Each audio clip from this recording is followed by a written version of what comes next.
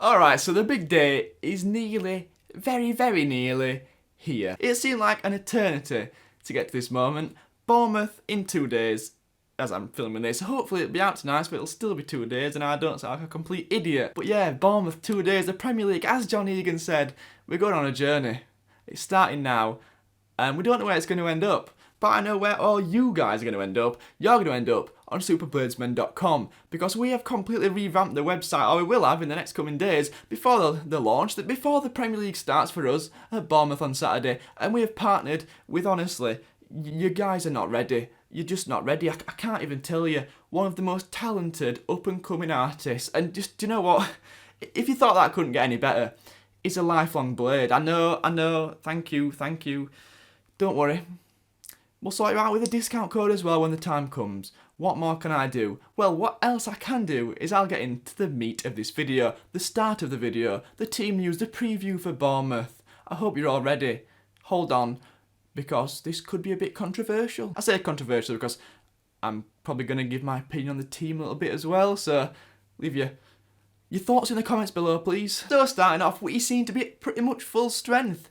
Apart from Ravel Morrison, who played against Hallam. He's basically played in the games that don't matter really. He came off the bench at Barnsley in pre-season. He's not started a big pre-season game, if that even is a thing. At least Mousset, I am still waiting to figure out how to pronounce that. He's probably, even though it's against his old club Bournemouth, he's probably not even going to be anywhere near the squad. He apparently looks unfit, having taken some opinions from other pre-season games, and he's going to be a while off. He is. Even if it's 1 or 2 months into this season, it's going to be a long-term sign. He's 23. If it takes him 8 weeks to get up to speed, that's all well and good. That's fine.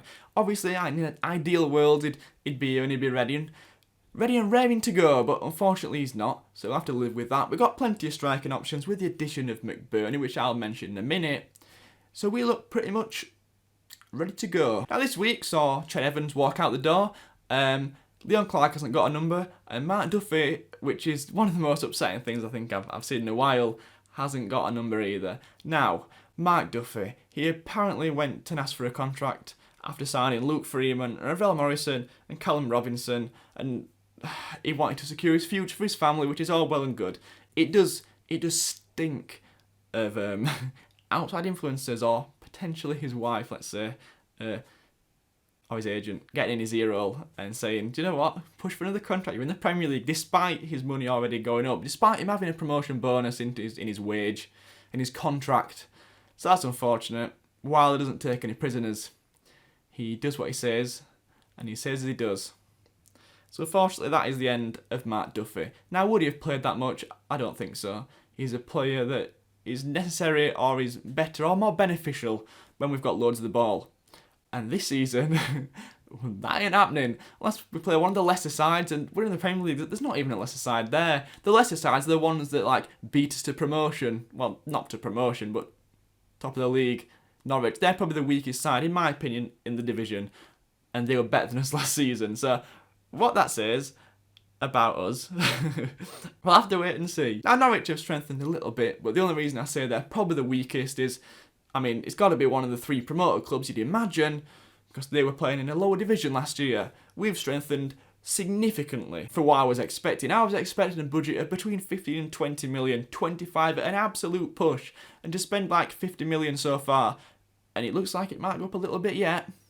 Hopefully. We ain't got long. That's incredible. Aston Villa have contacted a few people. They're doing a Fulham, so we'll have to wait and see what happens there. I think they might be the biggest spenders in the league, which for a promoter club to be the biggest spenders in the league is just madness. But back to what we're talking about.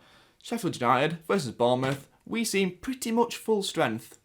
So, my team prediction is as follows. I did quite a lengthy video on this a couple of days back. Has my opinion changed? Possibly. I'll rattle through them quick, so you don't need to go anywhere. Henderson, Baldock, Basham, Egan, O'Connell, Stevens. That's pretty much nailed on.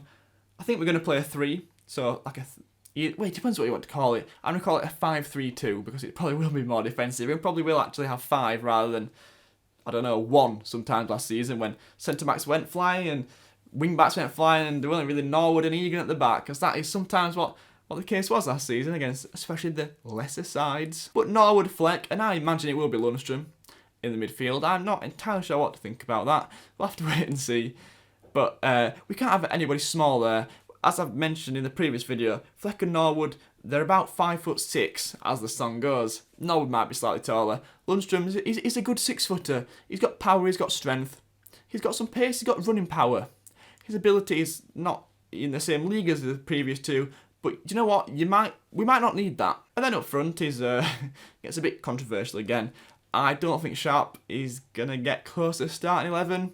I don't think he's gonna get close many times this season, unfortunately. Now I'd love him to play more of a part and a bigger role, but I just don't think it's going to happen.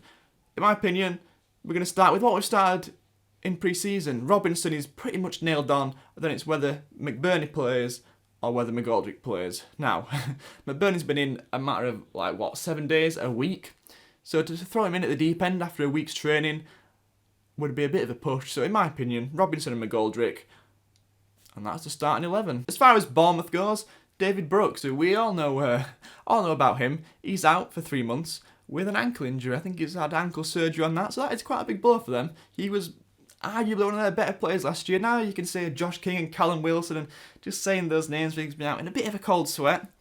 But they're a good side, they are. I think Dan Gosling might be out injured as well, with a hip injury, from what I've read, but I don't think he's a massive player for them. Now it's going to be a tough one, it is. They might have got a couple of players out injured, it doesn't matter. They are now an established Premier League club. Some football fans would hate that, and they do hate that. A stadium which holds a maximum of 11, 13,000. We've only got 1,200, 300 tickets. First game of the season, they're the Charlie and Chocolate Factory thing where he gets that golden ticket. That is what it is, except it's probably rarer. Although I think they might have only got 4 or 5 in the world. But either way, they're like gold dust essentially. They are incredibly rare. I've got quite a few points, but I didn't get anywhere close. I was a good couple of days out. So let's hope when we get a bigger allocation, I can get somewhere near. I remember last season queuing up for Stoke tickets. I think I got there about 4:30. That was a cold night and a cold morning. But it was worth it. The scenes at Stoke were good. So, excellent. Amazing. Spectacular. So as far as prediction goes, it's going to be a tough one, it is. First game of the season, away at Bournemouth. They're a good side. I know people are going to say it's Bournemouth. I don't care. They're an established Premier League side. A draw would be fantastic in my opinion. I know some people would love 3 points, and we all would. But I don't think that's going to even come close to happening, unfortunately. My honest prediction, my head prediction is a 3-1 Bournemouth. My heart prediction is a well-battled 2-2 draw. But I think it, unfortunately, might be the first one. I think it might take us a bit of time to find us feet in this game. We might go behind 1 or 2 early on, but we can't give up, keep going, and we'll see what happens. As far as the season goes, I'm probably going to make a Premier League prediction. Hopefully, tomorrow. It will be tomorrow, because if it's not tomorrow, then I'm going to be really late, aren't I? Right, my camera's about to die. I think it might have cut off that last bit, but I was basically saying, we need to. I think we will start well this season. We need to pick the majority of us points up in the first half, in my opinion, before we get to December. We have that horrendous run against all the top 4 and top 6, and yeah, that might be interesting. But before my camera dies again, thank you for watching. Hopefully, Premier League predictions coming tomorrow, so make sure to subscribe for that, and that would be excellent. If you want to follow us on social media, it is at SuperBladesman. I think there might be an underscore on one of them as well. It's on the screen. You can see it. It's like here. So please use your eyes and have a look. But yeah, thank you for watching. I hope you've enjoyed. Please like, comment, and subscribe if you're new. I'll catch you next time.